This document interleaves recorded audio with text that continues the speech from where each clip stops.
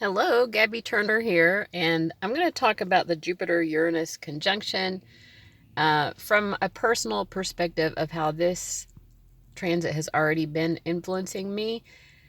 I've definitely been feeling it long before the exact conjunction takes place. These planets have been in orb of each other since sometime last year. I'm recording this on April 19th, 2024, and the exact conjunction is going to be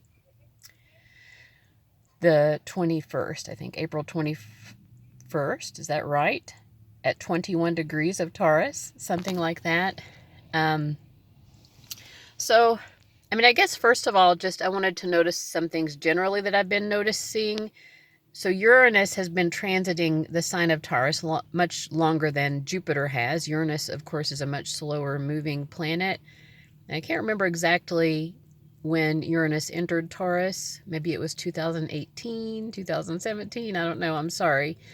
But it's been interesting to see the changes that have occurred in the world since Uranus has been in Taurus. Taurus is actually the sign of, it's opposite to the sign of Uranus's exaltation. Uranus is exalted in the sign of Scorpio, which makes sense because Uranus is all about change and transformation, revolution. And Scorpio is a sign of evolution, right? So the planet Uranus and the sign of Scorpio work really well together because they want to bring together, they will bring out tremendous and extreme change and transformations, like things that need to completely, do a total 180 can do that 180 during the Uranus and Scorpio transit. I was actually born when Uranus was in the sign of Scorpio. But whenever a planet is in the sign opposite to the sign of its exaltation, I believe that puts it in its sign of fall, which just, means basically like, Uranus still wants to do what it wants to do, but its intentions are so opposite to the intentions of the sign that it's in.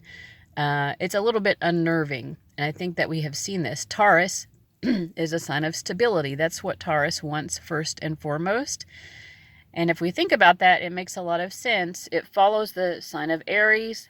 Aries is the first sign of the zodiac, and Aries is all about survival instincts. It's that primal need and urge simply to survive. And then we move into the sign of Taurus, and Taurus is like, okay, I need a little bit more stability. Like I can't be like running from cheetahs all the time.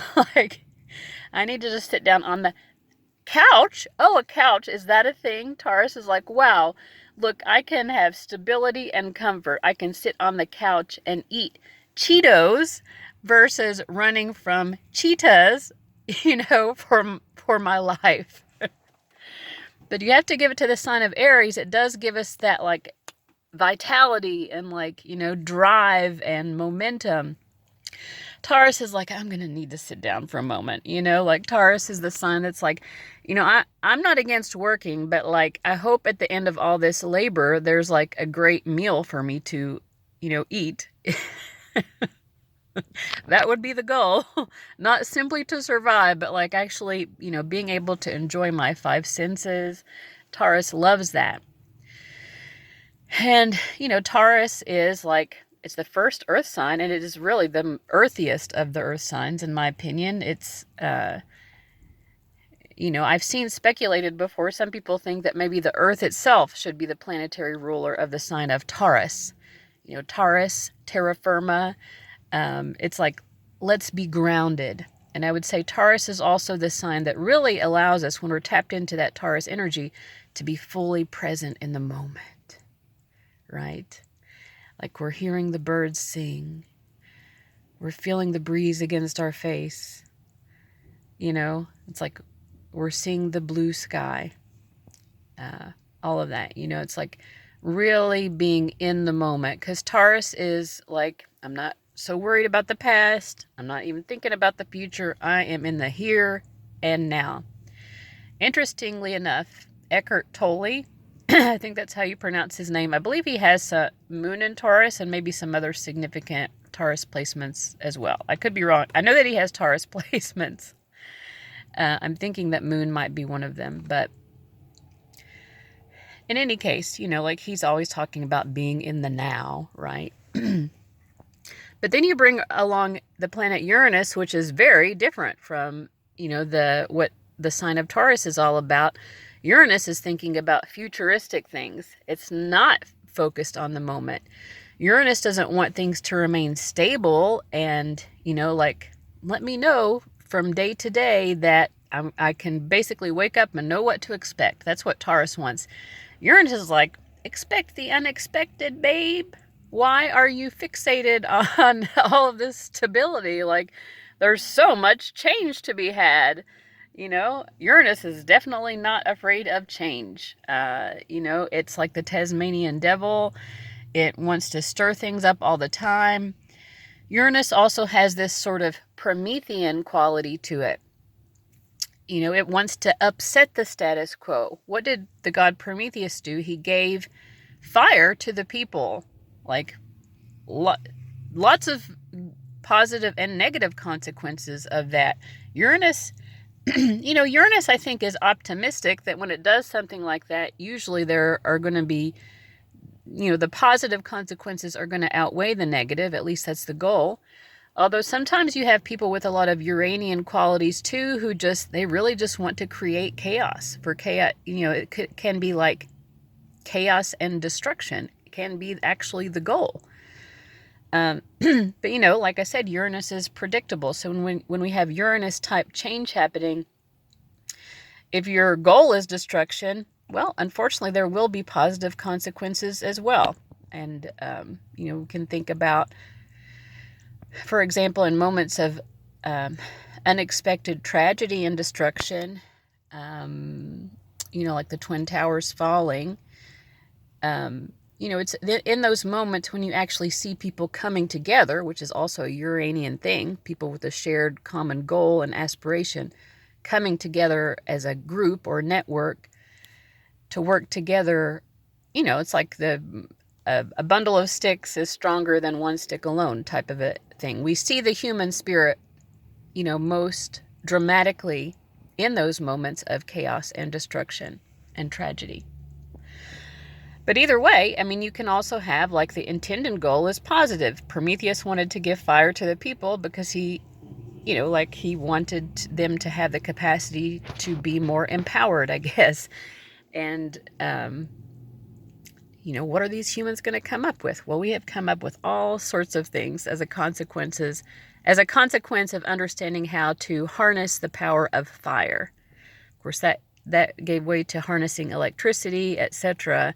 So, it really opened lots of technological doorways, and technology is also a Uranus thing. Uranus loves new technology. Anything new is going to be better than what currently exists. So you can see how the sort of like strangeness of having a planet like Uranus moving through a sign like Taurus, because when a planet is moving through a sign, it has to operate, within the confines of, or in response to, whatever that sign symbolizes and whatever that sign's natural temperament is.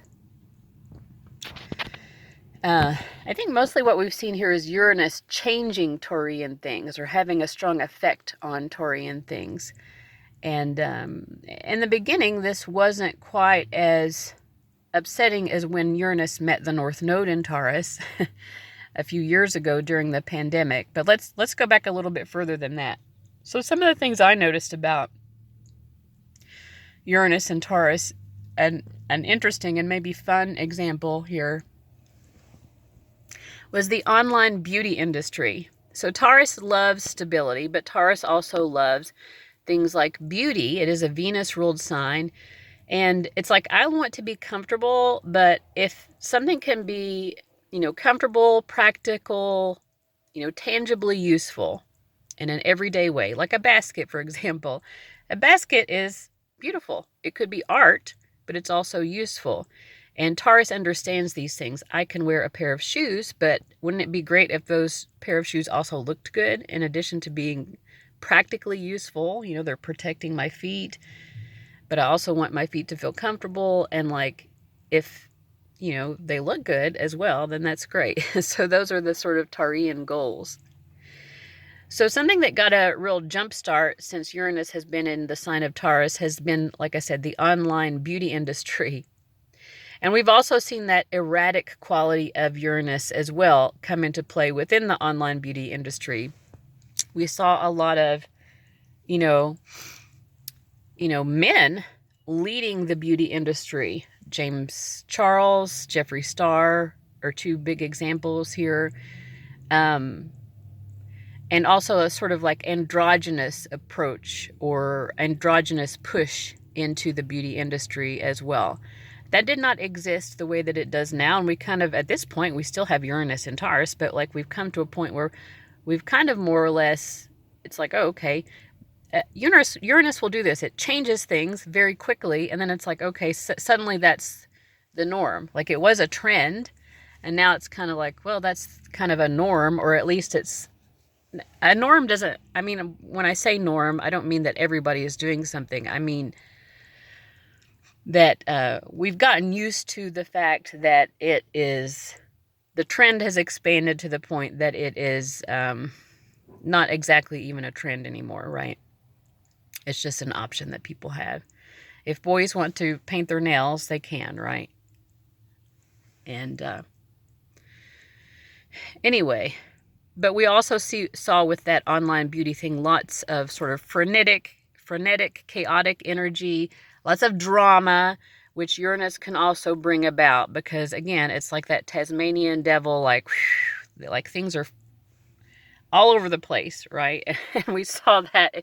If you even followed any of this, I was starting to watch YouTube at around the time when this drama was taking place. So even though I'm not like a makeup person, those videos about, I don't know, Shane Dawson. Anyway, if you don't know, it's probably best not to know. But there was a lot of drama, a lot of change and upheaval, unexpected, like, you know, someone being brought up into the heights of success, and then the next moment they're canceled. So much drama. I don't know how many people in the YouTube beauty industry were canceled, but it was just like it was constant drama. So that can be a sort of unintended consequence, I guess, of these types of things. But also, you know, like being able to market things beauty-wise online, it really became a thing, you know, so far during the Uranus and Taurus transit. And then I saw personally when the North Node also was transiting through Taurus. Now it's in the sign of Aries. But it was when it was in Taurus and it met up with Uranus, that was during the pandemic. And we saw, again, Uranus bringing this need for innovation to do unpredictable or, you know, unexpected times. Like nobody has lived through something like this. There have been, you know, epidemics and things like this, but there's never been anything like this, the pandemic that was worldwide and the way that this was. And then we had, you know, Russia going into Ukraine as well. Like there was just a lot going on at the time, and all of the sanctions that were put on Russia led to also these like very unexpected consequences in the world economies. You would think with so many sanctions, Russia would be sinking, but they're doing pretty well economically, and many other countries have faced pretty negative consequences in the aftermath of all of that. But I guess what I'm trying to say is like there was so much that was unexpected. We had supply chains broken and not working. Like you went to the store to get this product that you were always used to being able to get, and then you couldn't get it.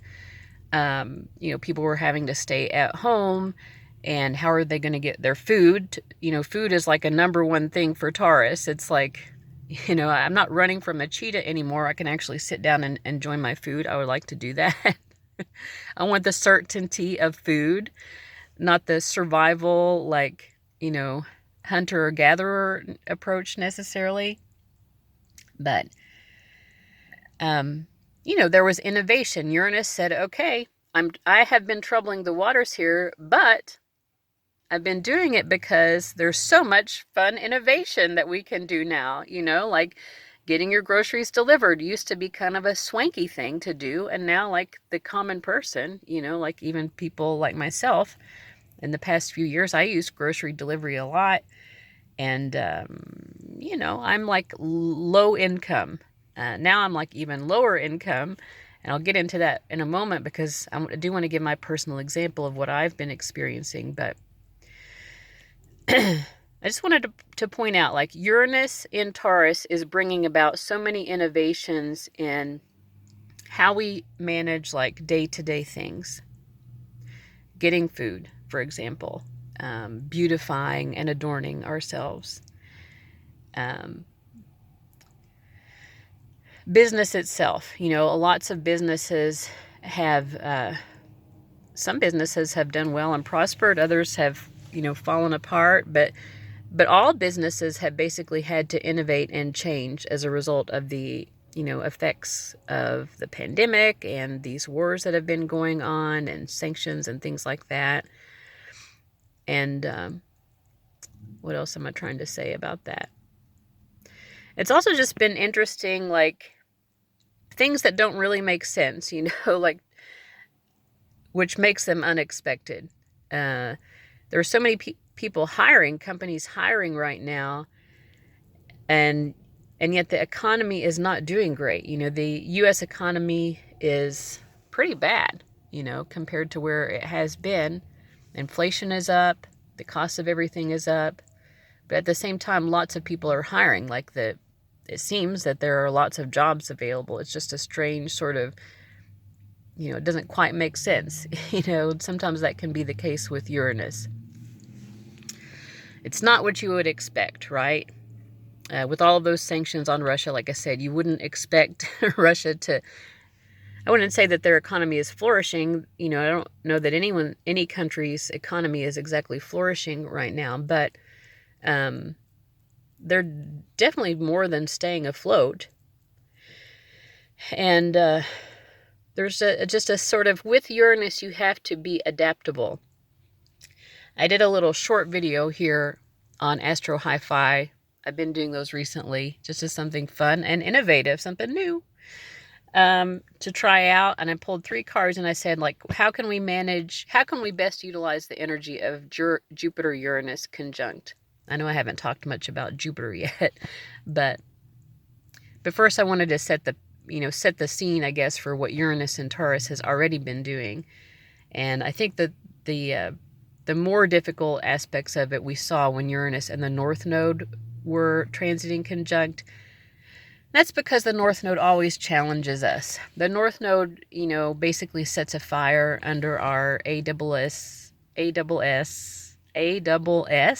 can't speak, and tells us, like, girl, you got to go out there and claim it. You know, the North Node is the head of the dragon, is how it's referred to in Vedic astrology. So it's like, you got to get hungry, you know, and the North Node will make you hungry. It's like, you know, with Uranus here, it's like stability. You're going to almost forget what stability is, but it's going to make you real hungry for stability. You know, have you thought that your life was boring? Oh, okay. We'll shake your life up a little bit and see how you deal with it. You know, like, how are you going to find your stability now, sweetheart? What were you complaining about? So that, I think, was probably the worst moment of Uranus and Taurus. Although we do have an upcoming, when Uranus gets to 26 degrees of Taurus, it's going to meet with the fixed star Caput Algol, which is probably the most difficult fixed star. That could be a whole video in and of itself, but it's like the Medusa. It's going to cause us to do a lot of painful self-reflection, whatever happens when Uranus hits that 26 degree mark. But let's let's slow down here because I was trying to say something. I'm going to give my mind a moment. This conjunction is happening in my 3rd house, by the way. Uranus-Jupiter conjunction. And I've had some interesting effects on my brain.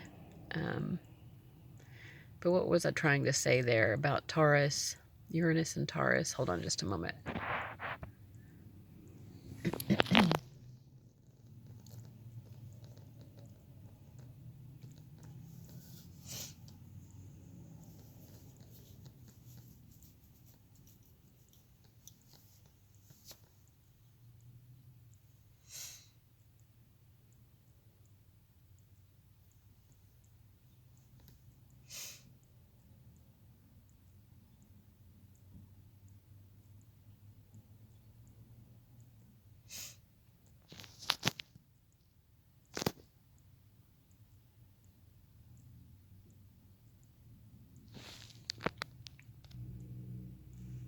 Okay, now I remember.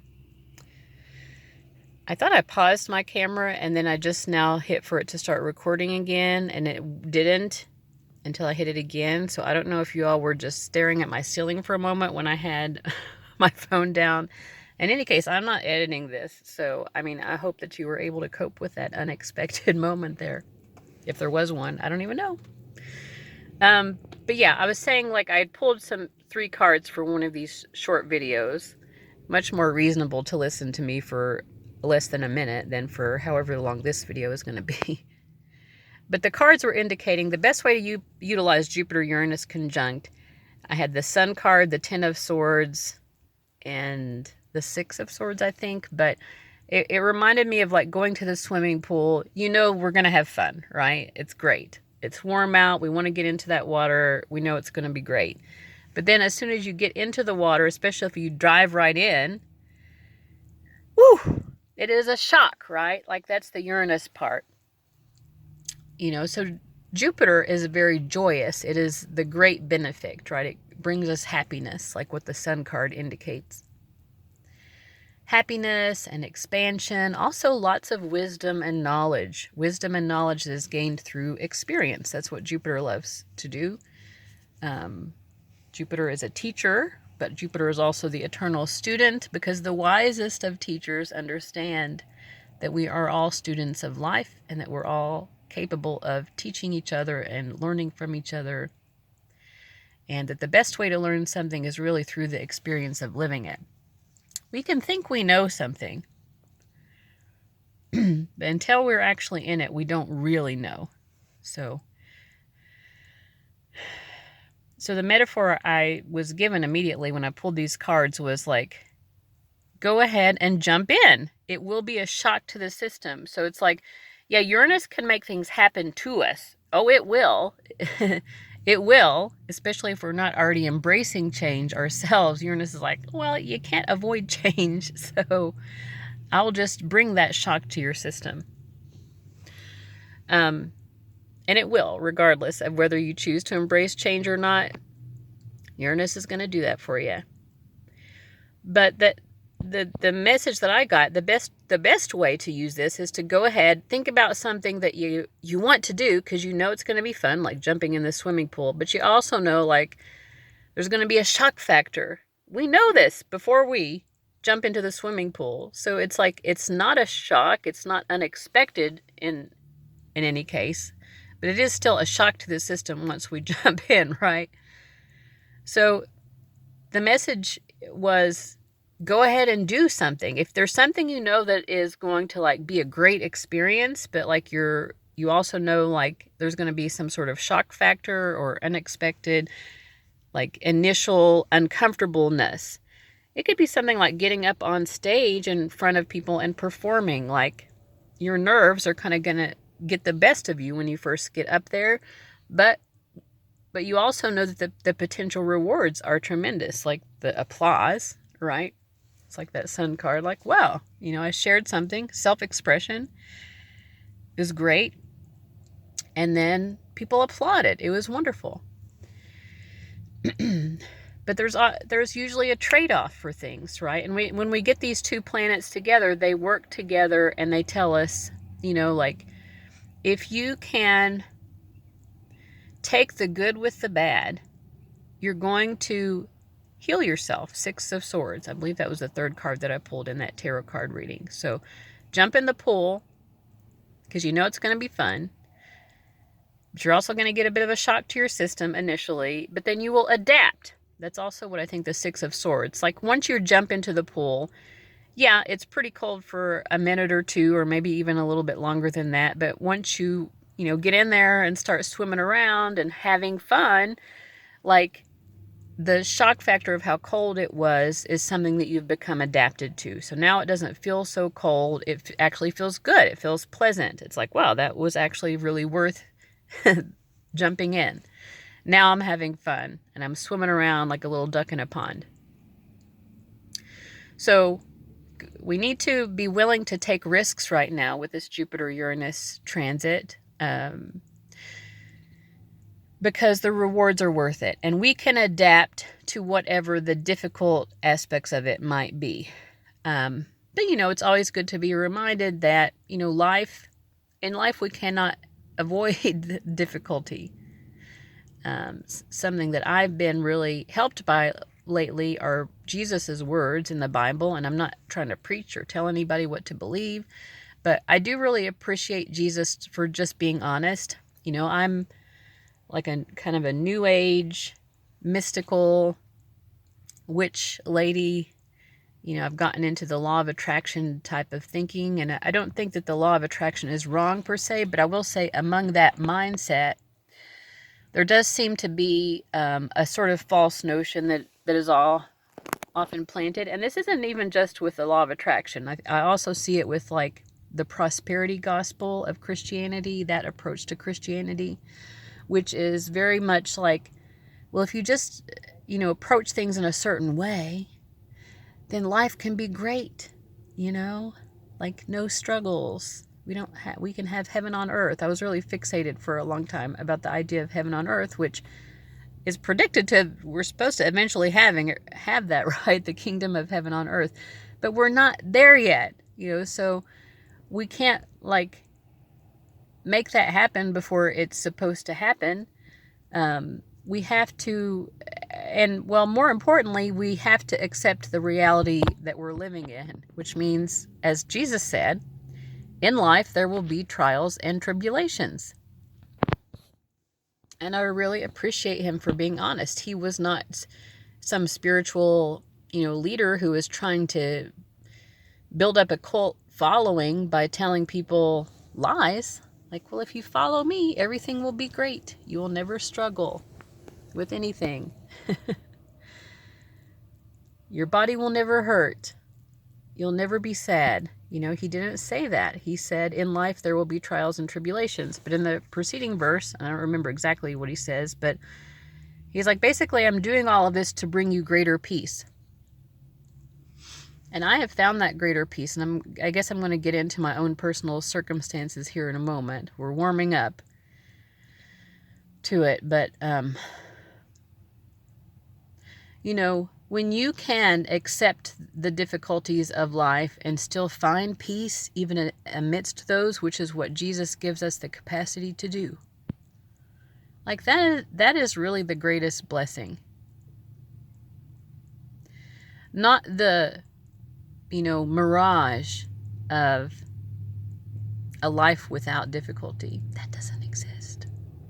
We get deluded into thinking that it does. And there are mirages around us all the time. It comes through advertising. It comes through social media.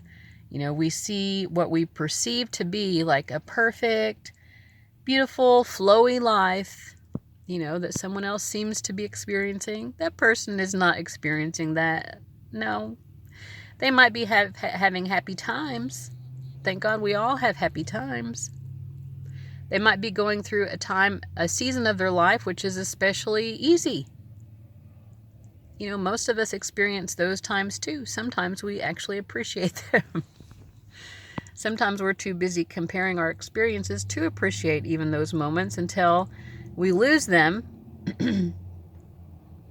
And then that wakes us up. That's a moment of shock as well. I've had a moment of shock like that recently. um, but yeah, being able to say, you know what, life is tough and I can still be at peace with it. And that is not like you flip on a light switch and then it's just on. Like, okay, I'm at peace now. You know, like that's a sort of, that would be a mirage as well. But, you know, the things in life that are most worth our efforts are the ones that take consistent effort and dedication. So continuing to be mentally and emotionally at peace with within life's difficulties is something, it's like a muscle that we have to keep flexing. You know, we have to keep picking up that mental and emotional weight and say, you know what, I'm going to find my peace within this circumstance, and I'm going to keep finding it, and sometimes I'm going to lose it, you know, but then I'm going to keep finding it because it's worth it to me to do so. And the more that we do that, the easier it becomes to find that peace every time there is a moment of pain, whether it's emotional, mental, psychological, etc., or all of the above. Sometimes it's just pain in every direction all at once. And we can still find peace even in those moments. So Uranus can give us unexpected, especially when it comes together with Jupiter, which wants to expand our awareness, expand our borders, expand our experiences so that we can have greater knowledge and wisdom. Uranus, when it's conjoined with Jupiter, can help Jupiter achieve those goals for us through very unpredictable ways, through forcing us to face instability, and instability in those areas of life where we most crave stability, as indicated by the sign of Taurus, where these two are going to become conjunct. Now, if you watch this much of an astrology video, you probably are knowledgeable enough about astrology to know that in each of our natal charts, we have 12 houses. And where this conjunction falls in your chart is going to be different from where it falls perhaps in mine. For me, it's happening in my third house. So now I'm going to get into like the circumstances of what this transit has been doing for me lately. And no transit is in isolation because we always have a lot going on. The year before last, I'm still experiencing the repercussions of a progressed eclipse.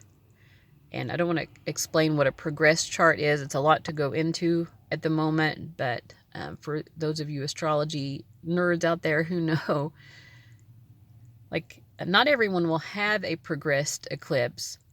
It depends on how long after you were born that an eclipse even happened. For me, I guess it was about 40 days after I was born, there was an eclipse. And it wasn't just any eclipse. It was an eclipse in which the sun was at 0 degrees Aquarius and the moon was at 0 degrees of Leo. So that was in my progressed chart, and like, whoa.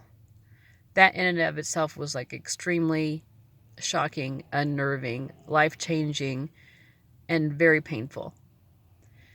And so like I'm saying, like Jupiter, Uranus, I think in general, it's going to help us to understand the positive effects because Jupiter is optimistic. It likes to look for the silver lining. When it comes together with Uranus, they both really love freedom. Jupiter and Uranus have that in common. They like freedom. The understanding of what freedom is between the two planets might be a little bit different. I think Jupiter, wants to be free to think for itself. Jupiter wants to be free to be exposed to various different cultural and international and religious philosophical perspectives and to be able to sift through. Jupiter wants to be free to have like horizon broadening experiences. So Jupiter is often associated with traveling, especially traveling abroad, which is going to open your horizons the most, usually. Sometimes traveling within your own country can be what broadens your horizons the most. But in any case, Jupiter wants the freedom to explore and to push the edges of its own boundaries, always seeking a greater horizon or a broader horizon or whatever. Uranus likes freedom in terms of I don't want to be constrained within the status quo. I want to be free to see what currently exists shatter to give way to something new. I want to be free to innovate. I want to be free to find people who have my own weird, edgy belief systems, and for us to come together collectively and bring about those changes that we have together in mind to bring about. I want to be free to be weird, Uranus is notably it seems like it's laying on its side because of the way that the rings around the planet Uranus are constructed. It's just I'm weird. This is just who I am. And not only do I want to have the freedom to be weird, but it's hello, this is just who I am. You're not going to be able to force me to not be strange or peculiar in some sort of way, because this is just how God made me. I'm weird. I'm just weird like that, So I think for the most part, Jupiter, Uranus coming together will be a transit that most of us are capable of finding the positive in the experiences of the transit. Because again, that's the nature of Jupiter. Let's look on the bright side. Let's look on the sunny side. Let's look for the opportunities. Okay, we didn't like maybe something that happened, but it did open some doors for us that weren't open before, or that we didn't know how to open. And so it gave us freedom. Maybe it's, not the freedom that we wanted, but, or the freedom that we thought we wanted. But in any case, so I'll get into my personal experience here. Again, this is in my third house. You can let me know in the comments which of your houses. I use the Placidus house system. In a whole sign house system, this would be occurring in my second house. It's just for those of you who use that house system and you want to process my experience through your whole sign house viewpoint. That's fine. It's just not what I use. But the third house has to do with your brain. It has to do with how you process information. It also has to do with your neighborhood. It has to do with transportation and communication devices. The third house is such a weird hodgepodge of different meanings and associations. It also has to do with siblings and sibling-type relations, such as aunts and uncles and cousins, because your aunts and uncles are the siblings of your parents, and your cousins are the children of the siblings of your parents. In a lot of cultures, cousins are actually kind of considered siblings, and even in the culture where I was from, they're kind of like extended siblings. I think to a lot of people are what cousins are. Not everyone's experience is different, but anyway, the third house indicates those types of relations: siblings, aunts and uncles, and cousins.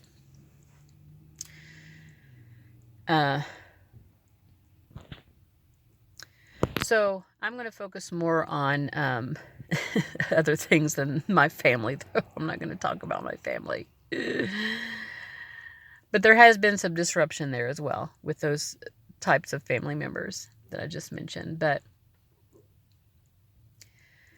a few months ago, so I'm recording this in April 19th of 2024.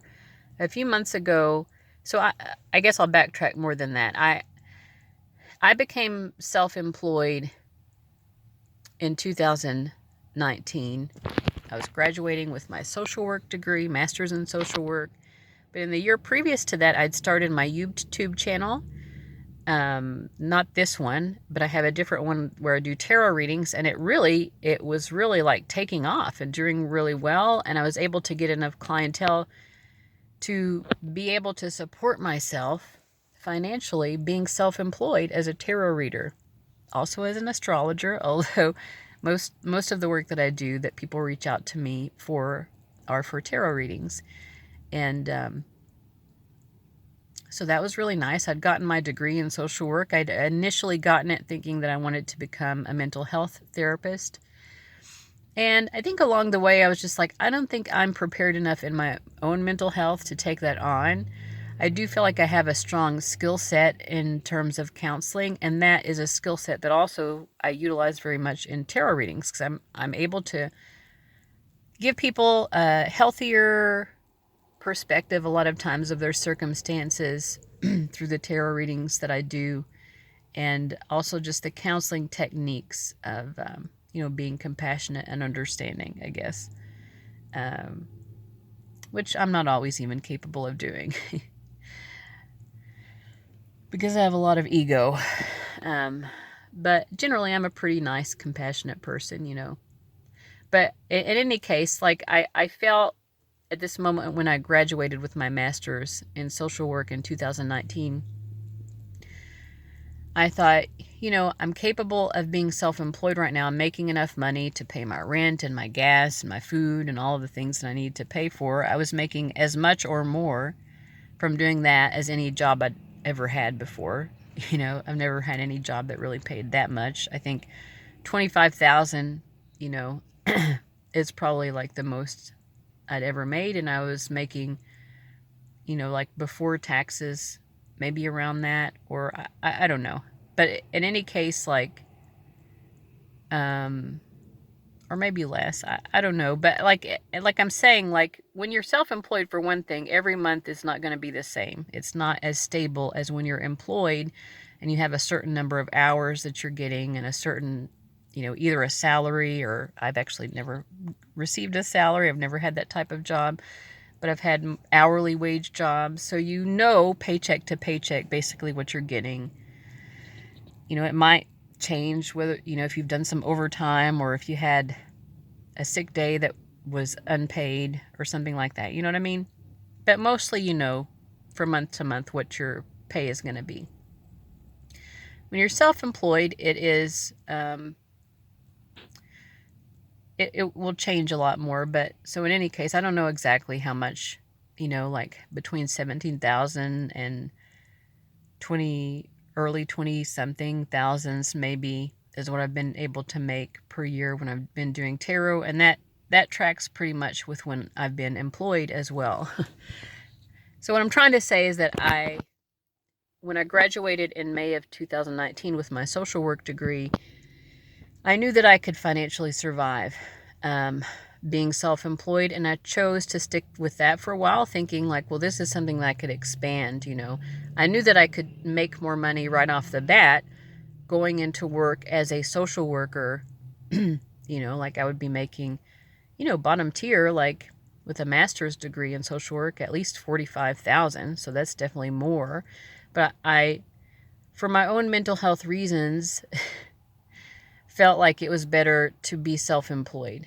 So that's what I did for the past 4 years, and it was working for me until maybe about a year ago. My landlord raised the rent by 20%, which is, I think, housing in general went up a lot. A lot of places raised their rent and things like that, and I guess to keep up with their own rising costs due to inflation and the economy being what it was. And I was struggling with the rent that I already had, which, I wasn't living in an extravagant apartment, although, everything is relative, I guess. But and then when they raised it 20%, I was struggling even more. I probably would have qualified for food stamps already, even before, but when they raised my rent, I finally was like motivated enough to like, okay, I need to get on food stamps, which I did qualify for. Because this is it's costing too much. But even with getting on food stamps, it was a combination of things because, tarot readings are not something that people have to get, right? So it wasn't even just that my costs were going up. My income was also going down because, people were getting tarot readings less and spending on, focusing their own spending on things that were necessities, which is, like I think what it's what most people are doing, to try to cope. Like you have to balance the budget somehow. But it just got to a point where I couldn't balance it anymore. And at the end of November of 2023, last year, a few months ago, I had to move out of my apartment. I just couldn't afford it anymore. I talked to my landlord for a couple months, seeing like, is there anything we can do? And I wasn't able to find another apartment to rent, which was considerably less. So I don't want to go into all of the personal details of this, but in any case, it was overwhelming. I wasn't able to line up something stable. I kind of thought that I had for a while, and I'm not going to go into the details of that, I guess, but it just didn't work out, and I ended up being effectively homeless. At first, I wasn't thinking of myself as homeless because I still was living indoors. I lived with my aunt and uncle for the month of December. They are the people who raised me for a lot of my childhood, and it was never a great relationship. They made my sister and me feel pretty worthless throughout, all of our existence that we were living with them. Our mom passed away in a car accident when I was 11, and my sister was, I guess, 13 or 14. I don't know. And, we were always treated as a burden, compared to their own children who they just thought were amazing, or at least that was my perspective. Their perspective may be quite different, but, when you constantly get the message of you are a burden and you are worthless and everything you do is wrong, like over time that really weighs on a person, and it's a lot to heal from. I certainly never thought that I would go back and live with my aunt and uncle, but in the month of December I did. Towards the end, it reminded me of how bad it had been, actually. I understood that we didn't always exactly get along. But like, I remembered that when I was growing up there, I felt constant anxiety. Like I had diarrhea all the time because that's how nervous I was, like constantly on high alert for trying to avoid getting yelled at or criticized, simply for existing. Always trying to like be prepared so that I could avoid those types of things. Like I just felt torn up all the time. That's really uncomfortable to be feeling that constantly. I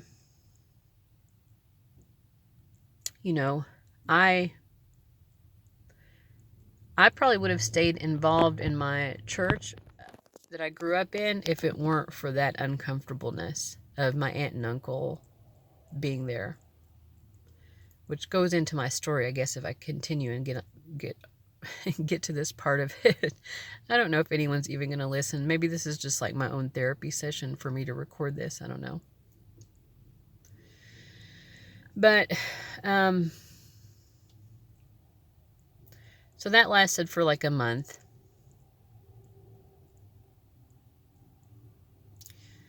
They acted like I wasn't doing anything for myself. Like I was going and getting the applications myself for income-based housing.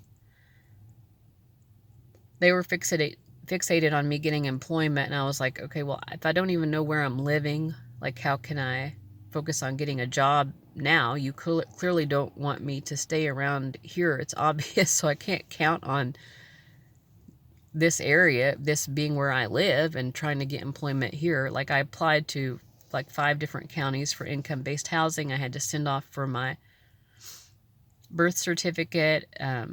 It's like they wanted me to snap my fingers and like go from like hitting rock bottom in my life to bouncing fully back.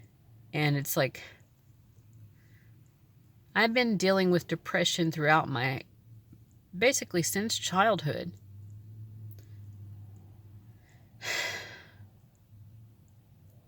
I've been pretty depressed and fatigued for like more even than normal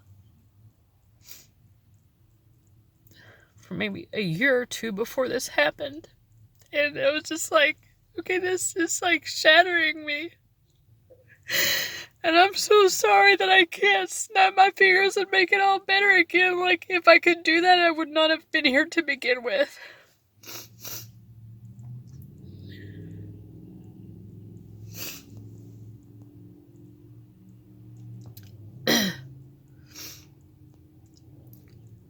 Again, I don't want to get into more of the family stuff, but I will just say, like, I had from my dad, he always gives me like a pretty generous, or the past several years, you know, pretty generous birthday and Christmas presents, like money. He wasn't in my life when I was growing up, but we have developed a relationship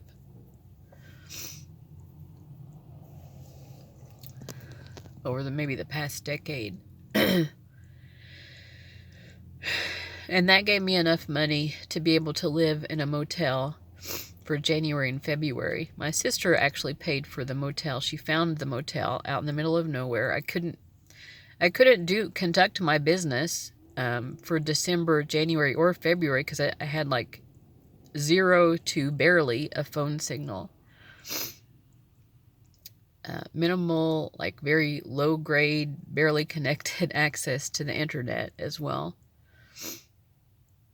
And to be honest, I used that time when I was in the motel in January and February as much as I could to just kind of like mentally and emotionally stabilize. Like, talk about a shock to the system, you know? It's like, if you don't jump into the pool, Uranus will come along and like force you. And that's what happened. And you know, that unpredictability, these unexpected chaotic events in my life also, and you know, I really don't want to get into my history with my sister, but I thought when she offered to pay, she found this motel for me where it had like a reasonable monthly rate because it was their off season. It's like a motel that mostly is used for like people who want to go fishing during the warmer months. But this was January, so they had a reasonable monthly rate. She paid that, which is probably actually also my dad's money. But anyway, we won't go into that either. But you know, we're different people. I like to be self-sufficient. My sister likes everyone to do everything for her. That's just the truth. But I don't know if she was doing that. Like a couple of years ago, I had to involve CPS because of some things that I witnessed and became aware of regarding my niece. And there were some issues earlier in my niece's childhood when she was a toddler where some awful things were happening as well. And I didn't involve CPS directly, but I had talked to our aunt about certain things, and my aunt contacted CPS at the time, which I would have done myself back then too if my aunt had. I was just overwhelmed by the whole situation. It was so scary. I didn't want to get, in either situation, I didn't want to get my sister in trouble, but I also needed to protect my niece, her daughter. So 2 years ago when this happened, I keep saying I don't want to talk about this, and I'm really not getting in depth, but it's like, I don't know how to even tell this story without at least explaining certain things. Like, I witnessed some things 2 years ago, and I talked to my sister, about what I witnessed. I talked to my sister about, like, okay, can you go back to therapy? Like, I didn't even immediately jump into child protective services. I was like, can you go to therapy? Like, anger management might be a good idea. Can you let my niece go back to therapy? Because I talked to her. She wanted to keep being in therapy. She said she really liked her counselor. And my sister had taken her out of therapy, saying that she couldn't transport her to the appointments. And I was like, well, I can take her, like, I live in the next county over. It's a drive, but I don't mind. Like, if she needs a ride once a week or whatever, like, I can help you with that. Like, that's not a good excuse. And, like, based on things that I observed at the time, like, I think that my sister had taken my niece out of therapy because, this is speculation, right? But 2 + 2 = 4. I mean, I believe that my niece was probably talking about certain things that did not make my sister look good, that, talking about things happening in the household. And